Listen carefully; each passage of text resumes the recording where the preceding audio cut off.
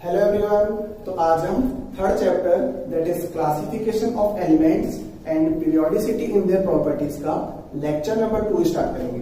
Okay and अगर आप लोगों को लेक्चर नंबर 1 देखना हो या फिर प्रीवियस चैप्टर की वीडियोस देखना हो तो आप लोग कोर एकेडमी की वेबसाइट पे जाके देख सकते हो। ठीक है, चलिए फिर देखो, हमने लास्ट क्लास में मॉडर्न पीरियोडिक टेबल के बारे में पढ़ा और उसमें एलिमेंट्स को क्लासिफाई कैसे किया जाता है उसके बारे में पढ़ा। एंड हमने एक और इंपॉर्टेंट कॉन्सेप्ट पढ़ा था that is general electronic configuration of a particular group और अ पर्टिकुलर ब्लॉक।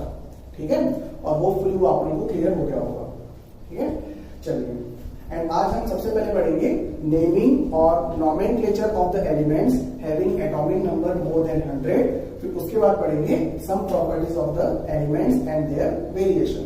ओके, चलिए तो देखो आज का हमारा फर्स्ट टॉपिक है नोमेनक्लेचर और naming of elements having atomic number more than 100 according to IUPAC। Okay, it means हम क्या पढ़ रहे हैं,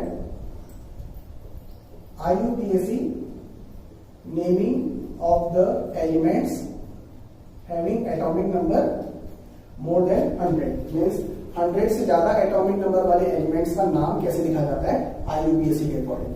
ठीक है, तो उसको सीखेंगे हम। तो देखो, जैसे कि अगर हमें 101 का नाम लिखना हो मीन्स ऐसा एलिमेंट जिसका एटॉमिक नंबर 101 है तो उसका नाम क्या होगा। फिर अगर हमें 108 का नाम लिखना हो तो कैसे लिखेंगे, 114 का लिखना हो तो कैसे लिखेंगे, उसको सीखेंगे।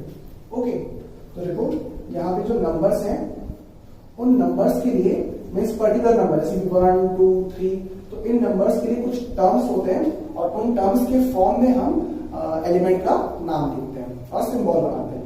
ठीक है, उसको तो कैसे करते हैं। तो यहाँ पे हमारे पास 0 है, 1 2 3 4 5 6 7 8 एंड 9। ओके, तो इन नंबर्स के लिए कौन से टर्म्स होते हैं उसको देखो। जैसे कि 0 के लिए होता है निल, तो 0 के लिए यूज करते हैं निल। फिर 1 के लिए यूज करते हैं अन, 2 के लिए बाय, फिर 3 के लिए ट्राई, फिर 4 के लिए क्वाड, QUAD। ओके, एंड 5 के लिए पेंट, 6 के लिए X, देन फॉर 7 सेट, फिर 8 के लिए ऑप्ट और 9 के लिए N या फिर N बोल सकते हो, ENN। यहां तक क्लियर है। चलिए अब देखो इन टर्म्स को हम किस तरीके से यूज करेंगे जिससे हम एलिमेंट का नोमेनक्लेचर कर सकें। ओके, तो देखो लेट्स सपोज हमारे पास एक एलिमेंट है जिसका एटॉमिक नंबर 101 है, तो उसका नाम कैसे लिखेंगे। तो इस पर्टिकुलर नंबर में जो सबसे पहला नंबर है वो क्या है 1, तो 1 के लिए क्या यूज करेंगे, अन यूज करेंगे और पहला लेटर कैपिटल होगा। ओके, यहाँ पर U, कैपिटल U, फिर स्मॉल n। फिर अगला नंबर क्या है 0, तो 0 के लिए निल, तो उसके आगे जस्ट कंटिन्यूअसली लिखेंगे हम निल। फिर आ गया 1, 0 के बाद 1, फिर 1 के लिए अन, तो फिर से लिखेंगे अन। ओके, और फिर लास्ट में क्या लगाते हैं EM लगाएंगे, तो ये क्या बन जाएगा अनिल अनियम। ठीक है, तो ऐसा है कुछ। ओके, अब देखो इस नाम से हम सिंबल कैसे बनाएंगे। तो सिंबल क्या करना है आप लोगों को, हर एक टर्म का पहला लेटर यूज करना है। जैसे अन का पहला लेटर है कैपिटल U, उसको कैपिटल लिखेंगे। फिर नील, तो नील का पहला लेटर स्मॉल n, फिर अन, तो अन के लिए वापस से क्या आया, यू आया, बट स्मॉल में लिखना है इसको, स्मॉल यू, तो यू एन यू बन जाएगा। ये बन गया सिंबल इसका 101 का।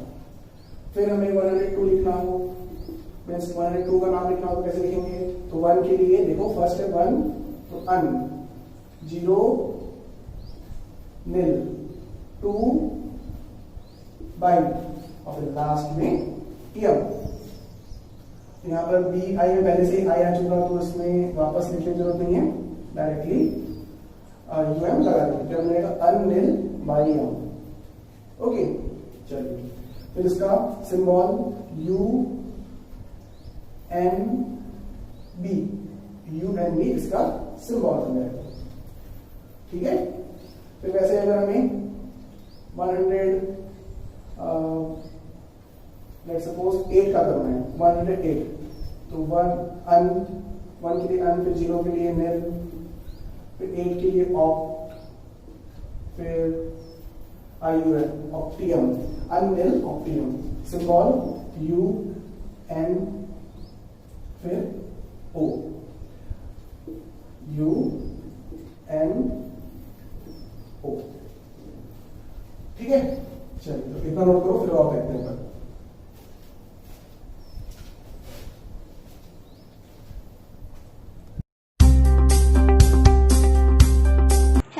We all are aware about the online teaching this time. It is a very appropriate measure, but there are some protesters too.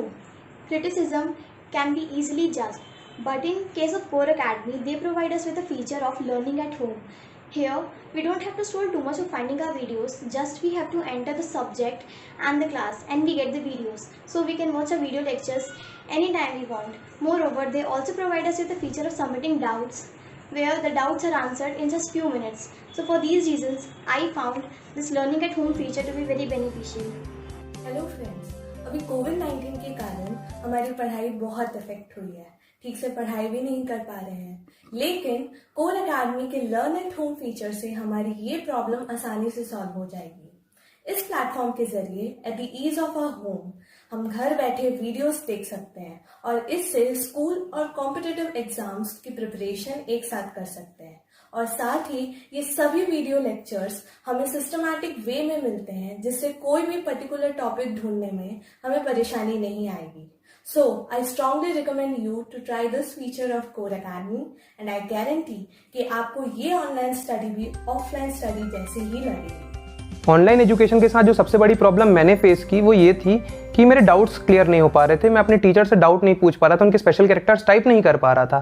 तो जब लर्न एट होम पर हम लोग एडमिशन लिया तो उसमें एक फीचर मिला कि अब जब भी आपको कोई क्वेश्चन में डाउट आता है तो आप उसकी फोटो खींचकर वेबसाइट पर अपलोड कर दें, और टीचर जनरली 1 घंटे के अंदर ही उस क्वेश्चन के सॉल्यूशन वापस अपलोड कर देता है वेबसाइट पे, जिससे हमें एक नोटिफिकेशन मिलता है कि your this and this question has been solved by your educator. तो अब डाउट्स की कोई प्रॉब्लम बची नहीं है जो मेजर प्रॉब्लम थी, तो मुझे ऑनलाइन पढ़ाई में कोई दिक्कत नहीं आ रही है। हाय फ्रेंड्स, जैसा कि आप सभी जानते हैं अभी ऑनलाइन टीचिंग का दौर चल रहा है, जिसके चलते हमारे डाउट्स क्लियर नहीं हो पा रहे हैं। इसके बहुत सारे कारण हैं, जैसे कि कभी हमें रिप्लाई बहुत लेट मिलता है, कभी हमें रिप्लाई ही नहीं मिलता है, और कभी कभी हमें डाउट टाइप करने में बहुत प्रॉब्लम फेस करनी पड़ती है। लेकिन कोर एकेडमी के लर्न एट होम प्लेटफॉर्म पर मेरे डाउट्स बहुत ही ईजिली क्लियर हो जा रहे हैं। इसके लिए मुझे अपने डाउट का फोटो कोर एकेडमी की वेबसाइट पर अपलोड करना पड़ता है, जो कि हमारे teachers with in few minutes उसका रिप्लाई कर देते हैं और हमें नोटिफिकेशन मिल जाता है। हाय फ्रेंड्स, तो जैसा कि आप सभी जानते हैं कि हमारी स्टडीज़ अभी ऑनलाइन चल रही हैं, तो ऑनलाइन स्टडीज़ में मैंने तो सबसे ज़्यादा नेटवर्क का प्रॉब्लम फेस किया, जिसके कारण कभी ऑडियो तो कभी वीडियो क्लियर नहीं होती, जिसके कारण मैं अपने अच्छे नोट्स नहीं बना पाता था।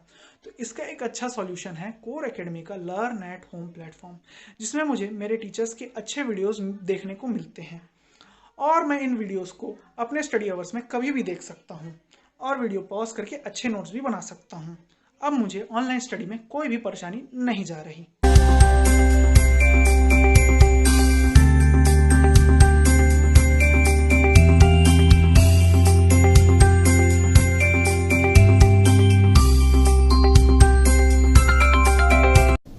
चलिए अब बताओ 114 का क्या होगा, सोचो। तो देखो यहाँ यहाँ पे फर्स्ट है 1, दैट मीन्स अन, फिर वापस से 1, तो वापस से अन, फिर क्या है 4, तो 4 के लिए क्या यूज करते हैं, क्वाड यूज करते हैं, यहाँ पे क्वाड, फिर लास्ट में IUM, तो क्या बनेगा 114 का अनक्वाडियम। ओके, और इसका सिंबल बनाना हो तो हम अन का first letter that is capital U, then again अन है तो फर्स्ट लेटर का स्मॉल u एंड फिर Q।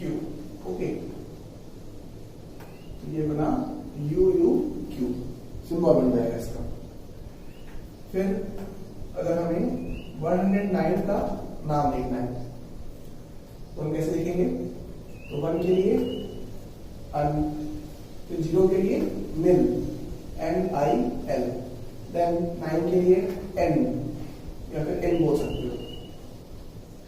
ओके, फिर लास्ट में IUM, तो क्या बना अनिलिनियम, ऐसा अनिलिनियम, अनिल अंबानी नहीं बोलना है ना। चलिए, तो फिर सिंबल बनाएंगे UNE,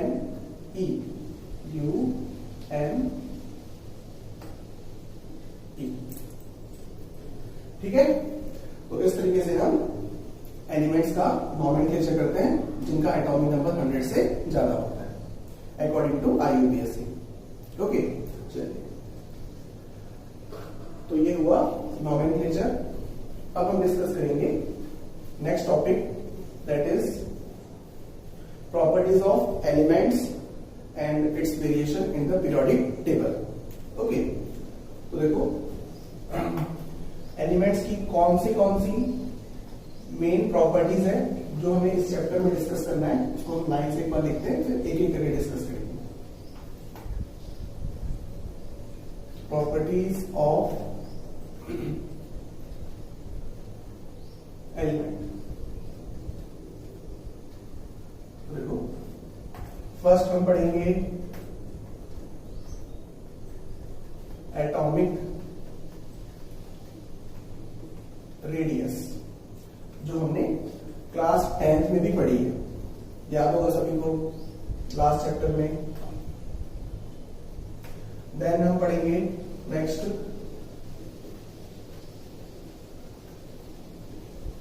आयोनाइजेशन एनर्जी, फिर उसके बाद electron affinity. Okay, then electronegativity, ठीक है। तो ये मेन 4 प्रॉपर्टीज पढ़ेंगे और फिर और भी प्रॉपर्टीज है जिनको हम इनको पढ़ने के बाद डिस्कस करते हैं। क्लियर है अंतर? चलिए, तो इतना बोल कर लो, फिर हम एक एक करके डिस्कस करते हैं। तो सबसे पहले डिस्कस करेंगे एटॉमिक रेडियस। ओके, चलिए, तो इतना नोट करना, नोट हो गया। अब डिस्कस करते हैं first property,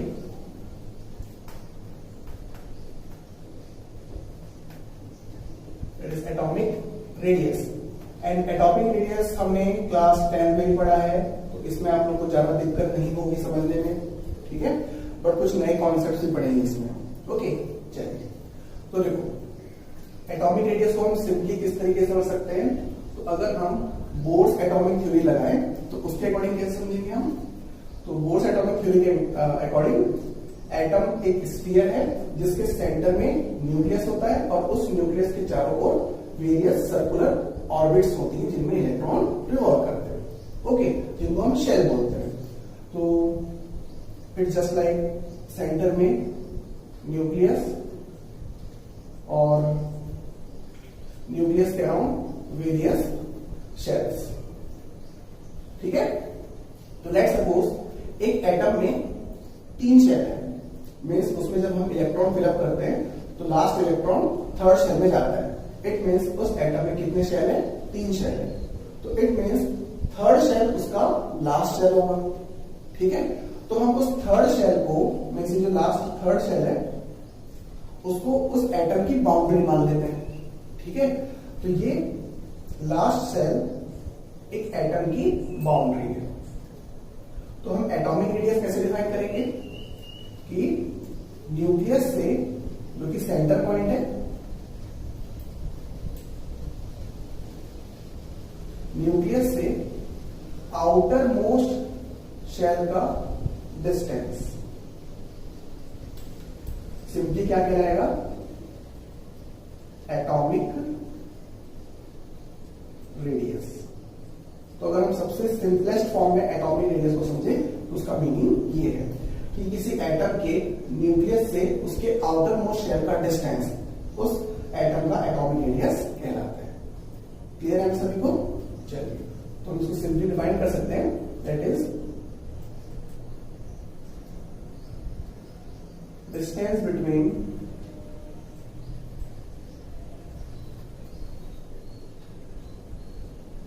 nucleus and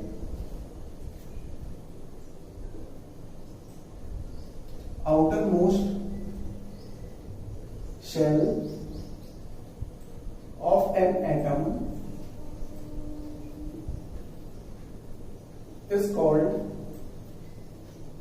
its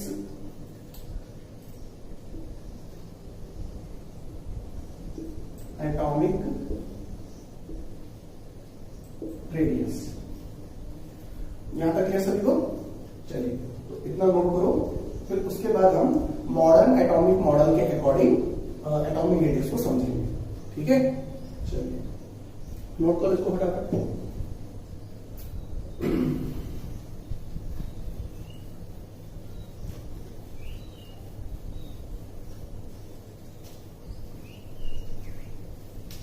चलिए, अब देखो, हमने मॉडर्न एटॉमिक थ्योरी में ये पढ़ा है कि इलेक्ट्रॉन के पाए जाने की प्रोबेबिलिटी होती है न्यूक्लियस के चारों ओर। मींस न्यूक्लियस के चारों ओर इलेक्ट्रॉन कहीं ना कहीं पाया जा सकता है। क्लियर है? तक इट मींस इलेक्ट्रॉन न्यूक्लियस के चारों ओर इनफाइनाइट डिस्टेंस पर भी पाया जा सकता है। इट मींस इलेक्ट्रॉन की कोई वेल डिफाइंड आउटर बाउंड्री नहीं बोल सकते हम, एक 100% एग्जैक्ट बाउंड्री नहीं बता सकते इसकी एटम की। तो हम ये भी नहीं बोल सकते कि एटम का एग्जैक्ट रेडियस क्या है। इट मींस हम एटम का एग्जैक्ट एटॉमिक रेडियस नहीं बता सकते। समझ गए यहां तक? क्यों? इसके कौन सी थ्योरी के अकॉर्डिंग? मॉडर्न एटॉमिक थ्योरी के अकॉर्डिंग। क्लियर है सभी को? तो हम कुछ पर्टिकुलर टाइप के एटॉमिक रेडियस को डिस्कस करते हैं, वो मैं अभी आप लोगों को आगे चल के बताऊंगा। अभी मैं आप लोगों को ये बता रहा हूं कि हम मॉडर्न एटॉमिक थ्योरी के अकॉर्डिंग किसी एटम का एग्जैक्ट एटॉमिक रेडियस नहीं बता सकते। वो क्यों नहीं बता सकते? क्योंकि न्यूक्लियस के चारों ओर इलेक्ट्रॉन इनफाइनाइट डिस्टेंस तक भी पाया जा सकता है। इट मींस एटम की कोई वेल डिफाइंड बाउंड्री नहीं होती। तो इस वजह से हम एटम का एग्जैक्ट एटॉमिक रेडियस नहीं बता सकते। पहले हम इस पॉइंट को लिखेंगे। ओके, देखो, according to modern atomic theory,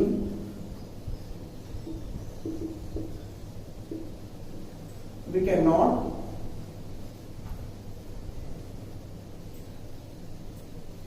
determine the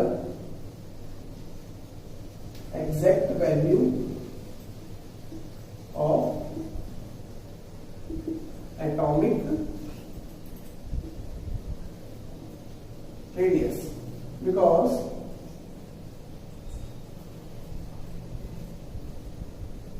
atom do not have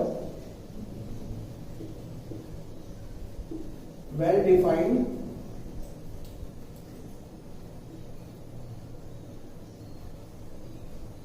boundary.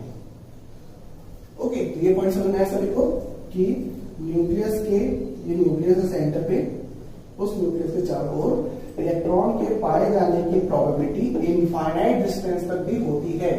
It means हम उसकी एग्जैक्ट आउटर बाउंड्री डिफाइन नहीं कर सकते। ठीक है, तो हम सिर्फ ये बोल सकते हैं कि जहां पे इलेक्ट्रॉन ज्यादा पाया जाता है या फिर मैक्सिमम अमाउंट में पाया जा सकता है, तो उसकी हम एक बाउंड्री बना देते हैं। ओके, ये न्यूक्लियस है, उस न्यूक्लियस के चारों ओर इलेक्ट्रॉन के पाए जाने की प्रोबेबिलिटी का जो डिस्ट्रीब्यूशन है वो इस तरीके से है, और उसके बाद फिर बहुत कम है इलेक्ट्रॉन के पाए जाने की प्रोबेबिलिटी, तो मैक्सिमम प्रोबेबिलिटी इस पर्टिकुलर रीजन में, तो उस पर्टिकुलर रीजन को हम क्या कर देते हैं, क्लोज कर देते हैं।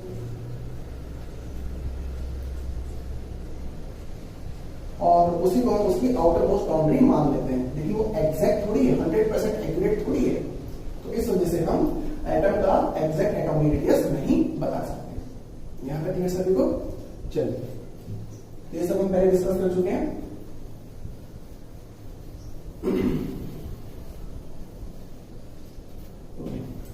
तो देखो, फिर भी हमें एटॉमिक रेडियस को डिफाइन करना हो तो एटॉमिक रेडियस के वेरियस टाइप्स होते हैं। अब वो कौन से टाइप्स है उसको देखते हैं। टाइप्स ऑफ एटॉमिक रेडियस, तो वो क्या क्या है? एक होता है कोवेलेंट रेडियस, एक होता है मेटालिक रेडियस, एंड एक है वैन डर वाल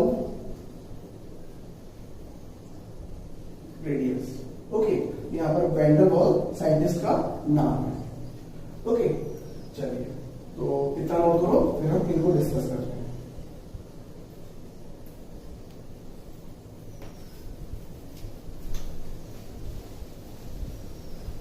प्रॉपर नोट्स बनाते चलो आप लोग। ओके, अब डिस्कस करते हैं first type of atomic radius, that is covalent radius. Covalent radius, and covalent radius को समझने के लिए कोवेलेंट बॉन्ड का कॉन्सेप्ट लगेगा, जो हमने थोड़ा बहुत क्लास 10 में पढ़ा है। ठीक है, होपफुली आप लोगों को याद होगा। चलिए, तो देखो, अगर हमें किसी एलिमेंट का कोवेलेंट रेडियस डिफाइन करना हो तो कैसे डिफाइन करेंगे, उसको समझेंगे। ठीक है, तो देखो, लेट्स सपोज कोई एलिमेंट है ए, उसके दो एटम आपस में कोवेलेंटली बॉन्डेड। अब कोवेलेंट बॉन्ड क्या होता है? ये हमने 10th में पढ़ा है कि एटम के आउटर मोस्ट शेल के इलेक्ट्रॉन्स के बीच में शेयरिंग होती है, और शेयरिंग से बॉन्ड बनता है, उसे कहा जाता है कोवेलेंट बॉन्ड, जिनको हम डिटेल में पढ़ेंगे next chapter, that is chemical bonding. Okay, तो फिलहाल तो जो हमने क्लास 10 में पढ़ा है उसी को यूज करके हम समझ रहे हैं। क्लियर है यहाँ तक? तो देखो, लेट्स सपोज कोई एलिमेंट है ए, उसके दो एटम, एटम ए और एटम ए आपस में कोवेलेंटली बॉन्डेड है, और कोवेलेंट बॉन्ड को हम किससे रिप्रेजेंट करते हैं? लाइन से रिप्रेजेंट करते हैं, और ये लाइन ये रिप्रेजेंट करती है कि ये एटम इस एटम से कोवेलेंटली बॉन्डेड है। ठीक है, चलिए, अब देखो, एटम ए, उसको हम एक स्फीयर मान लें, और उस स्फीयर की ये आउटर मोस्ट बाउंड्री है। ठीक है, एक सेकंड अच्छे से बनाते हैं।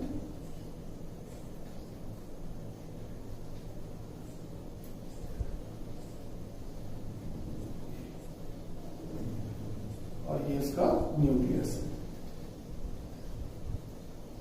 सिमिलरली दूसरा एटम ए,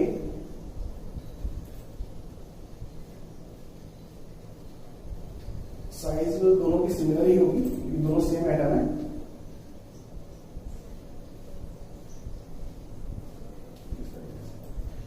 और ये इसका न्यूक्लियस। ओके, तो ये है एटम ए और ये भी एटम ए है, और ये इसका outermost boundary means outermost shell, और ये इसका आउटर मोस्ट शेल। अब इन आउटर मोस्ट शेल में प्रेजेंट इलेक्ट्रॉन्स जो होंगे उनके बीच में शेयरिंग होगी और बॉन्ड बनेगा। तो जब ये दोनों एक दूसरे के पास आते हैं तो इनका आउटर मोस्ट शेल आपस में ओवरलैप होता है। ओवरलैप मींस एक दूसरे में एंटर करता है।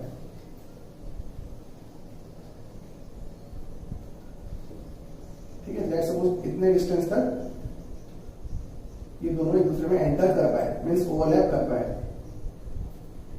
तो ये ओवरलैपिंग का कॉन्सेप्ट भी हम केमिकल बॉन्डिंग में पढ़ेंगे। Okay,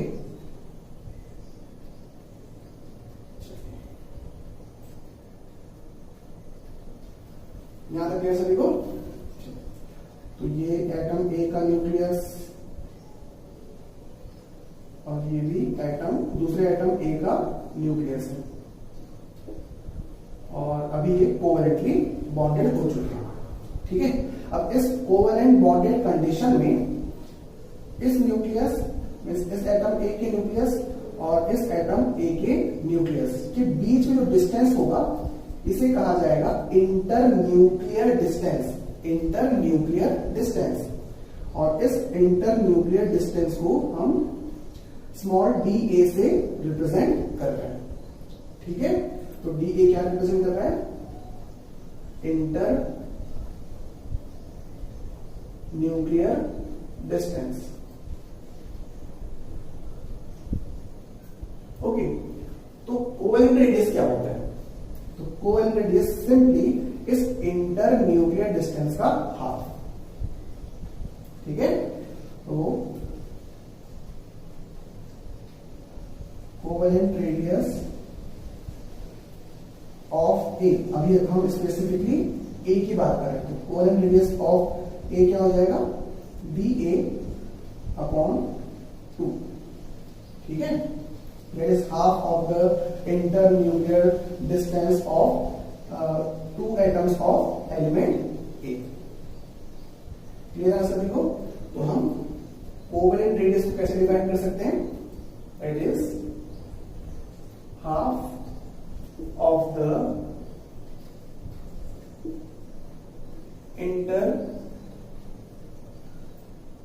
internuclear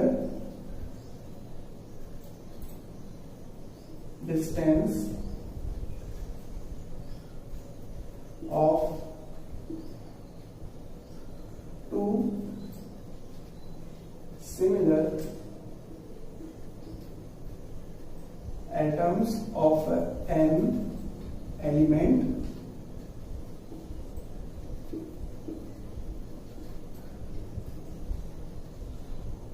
which are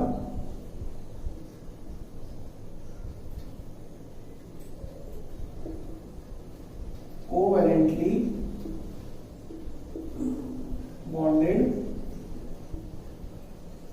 together। तो ये हम सिंपल से डेफिनेशन बना सकते हैं इसके कोवैलेंट रेडियस की, कि किसी एलिमेंट के दो एटम आपस में कोवैलेंटली बॉन्डेड है, तो उस कोवैलेंट बॉन्डेड कंडीशन में उनके न्यूक्लियस के बीच का जो डिस्टेंस होगा, जिसको इंटरन्यूक्लियर डिस्टेंस कहा जाता है, उस इंटरन्यूक्लियर डिस्टेंस का हाफ कहलाता है covalent radius of an element, of an atom of an element. Clear है तक? चलिए, तो इतना नोट करो, फिर हम नेक्स्ट डिस्कस करेंगे। ओके, चलिए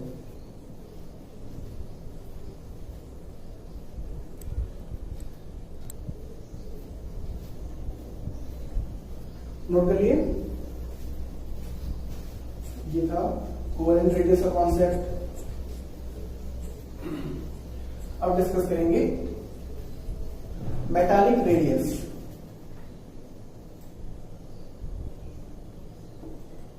मेटालिक रेडियस,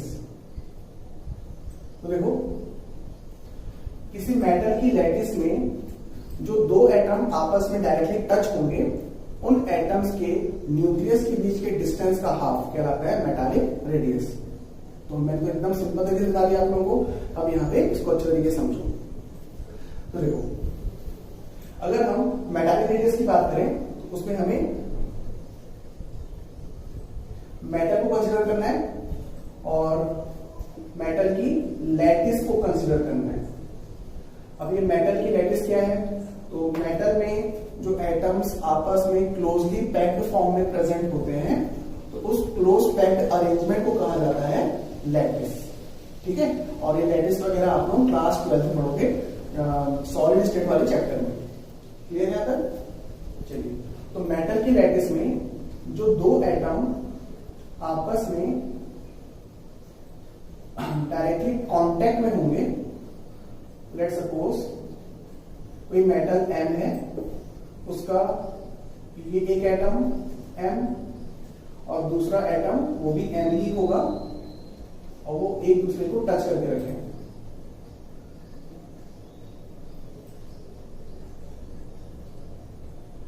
ठीक है, सर्कल बड़ी मुश्किल से बनता है।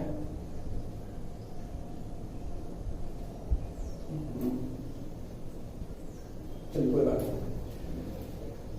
तो ये भी M का एटम है, फिर उस मेटल M के एटम का न्यूक्लियस और इस एटम का न्यूक्लियस है, ठीक है ना। तो मेटल की लैटिस में जो दो एटम आपस में डायरेक्टली कांटेक्ट में होंगे तो उन एटम्स के न्यूक्लियस के बीच का डिस्टेंस, तो वो भी इंटर न्यूक्लियर डिस्टेंस ही कहलाएगा। ठीक है, तो इस केस में हम उसको dm से रिप्रेजेंट करते हैं। तो मेटालिक रेडियस क्या होगा? तो मेटालिक रेडियस होगा dm upon 2, that is half of the internuclear distance of two similar atoms of a metal in its lattice, and these atoms should be in contact with each other।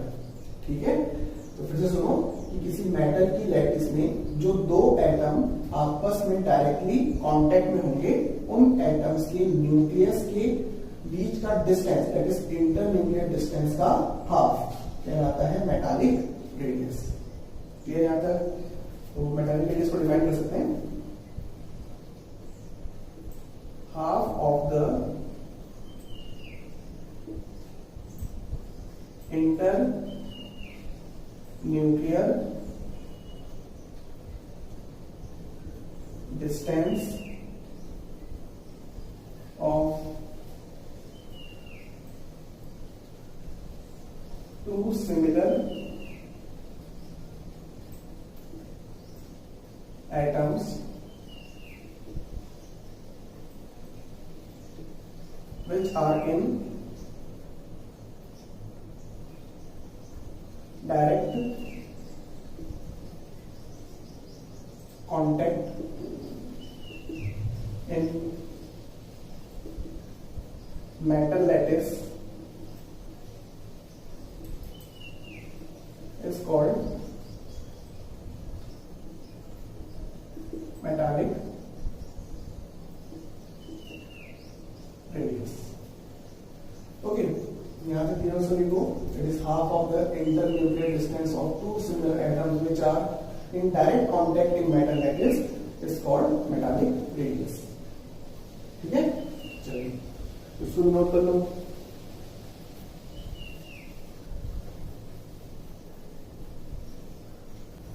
Okay, अब discuss करते हैं wander wall radius.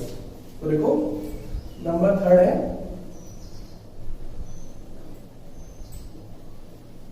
Wander wall radius. तो देखो wander wall radius specifically inert elements के atom के लिए define होता है। मीन्स ऐसे एलिमेंट्स जिन एलिमेंट्स के एटम एटॉमिक फॉर्म में ही पाए जाते हैं, मॉलिक्यूलर फॉर्म में नहीं पाए जाते। ठीक है, बट हम ऐसे एलिमेंट्स के लिए भी van der Waals radius define कर सकते हैं जिन एलिमेंट्स के एटम आपस में कोवेलेंट बॉन्ड बनाते हैं। ठीक है, बट हम सबसे पहले डिस्कस करेंगे van der Waals radius for inert elements. तो देखो इनर्ट एलिमेंट के लिए हम वैन डर वाल्स रेडियस किस तरीके से डिफाइन करते हैं उसको समझते हैं। And inert elements means helium, neon, argon, krypton, xenon. That means inert gases। Okay, तो देखो जो भी इनर्ट एलिमेंट्स हैं वो गैसियस स्टेट में एग्जिस्ट करते हैं, ये हमें पता है। फॉर एग्जाम्पल हीलियम, तो हीलियम एक एलिमेंट है जिसकी फिजिकल स्टेट क्या है? गैस है। एंड हीलियम गैस में खूब सारे हीलियम के एटम्स प्रेजेंट होंगे और उन हीलियम एटम्स के बीच में कोई फोर्स ऑफ अट्रैक्शन नहीं होगा। ओके, बट हम क्या करेंगे, उस गैस को सॉलिडिफाइड कर देंगे और किसमें कन्वर्ट कर लेंगे, सॉलिड स्टेट में कन्वर्ट कर लेंगे by changing pressure and temperature. Temperature और प्रेशर को चेंज करके हम हीलियम गैस को सॉलिड स्टेट में कन्वर्ट कर रहे हैं, ठीक है। एंड सॉलिड स्टेट में भी हीलियम के एटम्स ही होंगे, लेकिन हमें पता है कि सॉलिड स्टेट में पार्टिकल्स के बीच में कुछ ना कुछ तो फोर्स ऑफ अट्रैक्शन लगता है, क्लियर। तो वैसे ही यहाँ पे सॉलिड हीलियम में हीलियम के एटम्स के बीच में कुछ ना कुछ फोर्स ऑफ अट्रैक्शन लगेगा और वो फोर्स ऑफ अट्रैक्शन काफी वीक होगा। तो उस वीक फोर्स ऑफ अट्रैक्शन को कहा जाता है वैन वाल फोर्स ऑफ अट्रैक्शन, क्लियर है यहाँ तक। तो हमने हीलियम को कौन से कंडीशन में ले आया, सॉलिड स्टेट की कंडीशन में ले आया, और सॉलिड स्टेट में हीलियम के एटम्स के बीच में कुछ ना कुछ वीक फोर्स ऑफ अट्रैक्शन लग रहा है, उसे कहा जाएगा van der Waals force of attraction, ठीक है। और सॉलिड स्टेट में हीलियम के एटम्स काफी पास भी प्रेजेंट होंगे, क्लियर है यहाँ तक। तो लेट्स सपोज दो हीलियम के एटम्स जो कि इतने डिस्टेंस पे प्रेजेंट है, ठीक है। तो ये एक हीलियम का एटम और ये एक हीलियम का एटम, और इस हीलियम एटम के बीच में हीलियम का न्यूक्लियस, सिमिलरली इस हीलियम के एटम के बीच में हीलियम का न्यूक्लियस है, और दोनों एटम के बीच में एक वीक फोर्स ऑफ अट्रैक्शन लग रहा है यहाँ पे, उसे हम कहेंगे van der Waal force of attraction, clear है तक। तो यहाँ पे ये दोनों atoms through van der Waal force of attraction attracted, clear. अब देखो इस कंडीशन में इस हीलियम के न्यूक्लियस और इस हीलियम के न्यूक्लियस के बीच का डिस्टेंस कुछ ना कुछ होगा, उसको हम स्मॉल डी से रिप्रेजेंट कर लेते हैं। तो वैन डर वाल रेडियस क्या होगा, तो वैन डर वाल रेडियस होगा इस डी का हाफ। ये होता है वैन डर वाल रेडियस का कॉन्सेप्ट। तो van der Waal radius will be equal to D by 2, ठीक है। मीन्स जो दो एटम, फिलहाल कौन से केस की बात कर रहे हैं हम, इनर्ट एलिमेंट्स की बात कर रहे हैं, ठीक है।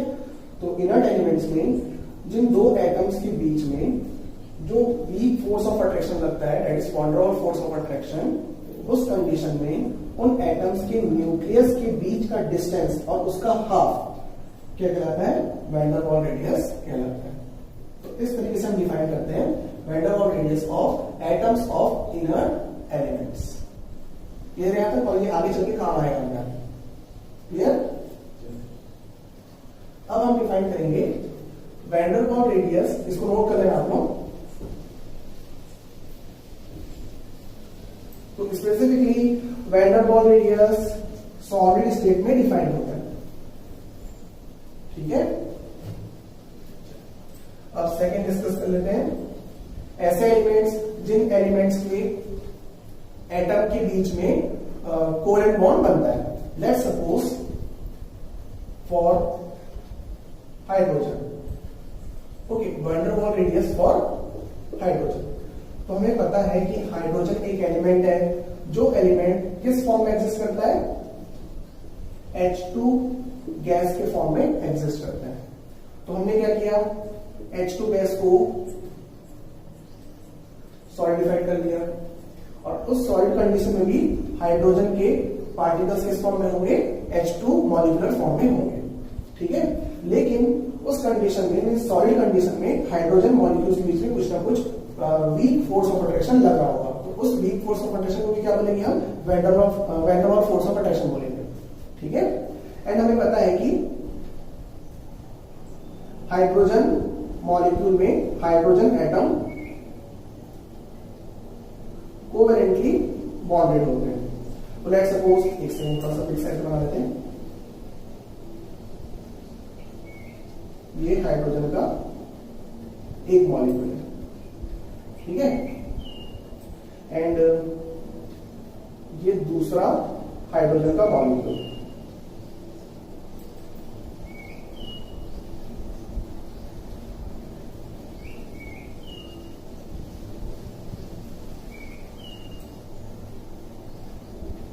ये इस तरीके से, क्लियर। H2 और ये H क्या बना H2। क्लियर? तो इस हाइड्रोजन एटम का न्यूक्लियस यहां पर, इस हाइड्रोजन एटम का न्यूक्लियस यहां पे, समझ गए? सिमिलरली इस मॉलिक्यूल के इस हाइड्रोजन एटम का न्यूक्लियस यहां पे और इस हाइड्रोजन एटम का न्यूक्लियस यहां पे। ठीक है? तो अब van der Waals radius for hydrogen atom क्या होगा? तो देखो इस हाइड्रोजन मॉलिक्यूल का ये एटम और इस हाइड्रोजन मॉलिक्यूल का ये एटम दोनों पास पास प्रेजेंट है। ठीक है? तो जो एटम्स सबसे क्लोज प्रेजेंट होंगे उन एटम्स के न्यूक्लियस के बीच के डिस्टेंस को कंसीडर करेंगे। इस एटम और इस एटम के न्यूक्लियस के बीच का डिस्टेंस कंसीडर नहीं करना है। तो ऐसे एटम जो कि सबसे क्लोजली प्रेजेंट होंगे उन एटम्स के न्यूक्लियस के बीच का डिस्टेंस कंसीडर करना है। ये डिस्टेंस, ओके, ये डिस्टेंस। क्लियर? तो इस D का हाफ कहलाएगा van der Waals radius of hydrogen atom. ठीक है? तो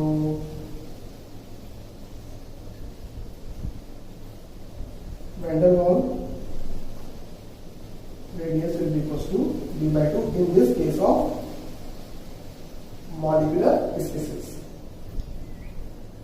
क्लियर है सभी को? तो ये है वॉन डेर वाल्स या फिर वैन डेर वाल्स रेडियस का कॉन्सेप्ट। तो एटॉमिक फॉर्म में किस तरीके से डिफाइन करते हैं, क्लियर हो गया सभी को? और मॉलिक्यूलर फॉर्म में किस तरीके से डिफाइन करते हैं कि मॉलिक्यूलर फॉर्म में दो ऐसे मॉलिक्यूल्स जिन मॉलिक्यूल्स के बीच में कुछ ना कुछ वीक फोर्स ऑफ अट्रैक्शन लग रहा है, जिस फोर्स ऑफ अट्रैक्शन से दोनों मॉलिक्यूल अट्रैक्टेड है, तो उस कंडीशन में इस मॉलिक्यूल के एटम और इस मॉलिक्यूल के एटम्स में जो एटम्स आपस में क्लोजली प्रेजेंट होंगे उन एटम्स के न्यूक्लियस के बीच का डिस्टेंस का हाफ कहलाएगा van der Waals radius. Okay, चलिए तो इतना नोट कर लो, फिर हम आगे चल के डिस्कस करेंगे variation in the atomic radius in the periodic table. Okay.